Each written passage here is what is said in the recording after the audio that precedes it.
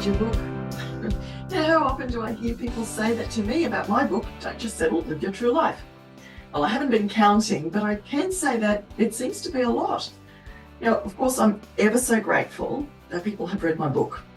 But usually my question back to them is, but did you do the exercises? You see, my book isn't a novel.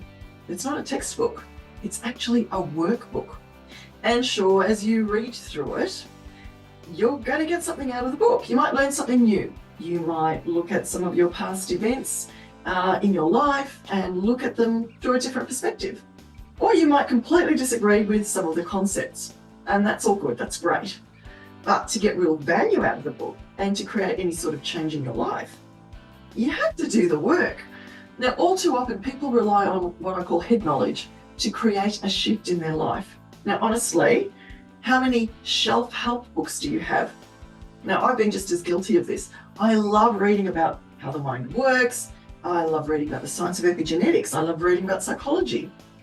Now, knowing how stuff works is great, but unless you apply it, nothing's really going to change. There's a lot of undoing that needs to happen.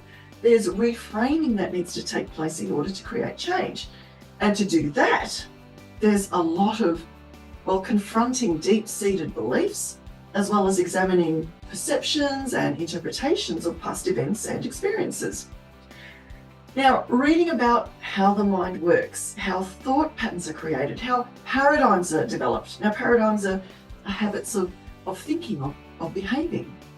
That's all great knowledge to have. But in order to shift any of those paradigms, that knowledge has to be put to work. Knowing on its own isn't enough. You have to do the work. So whether it's my book or anyone else's book on creating change in your life, don't simply read about it, okay? If you're serious about addressing areas of your life that you aren't happy with or you dream of creating, then get serious about doing the work.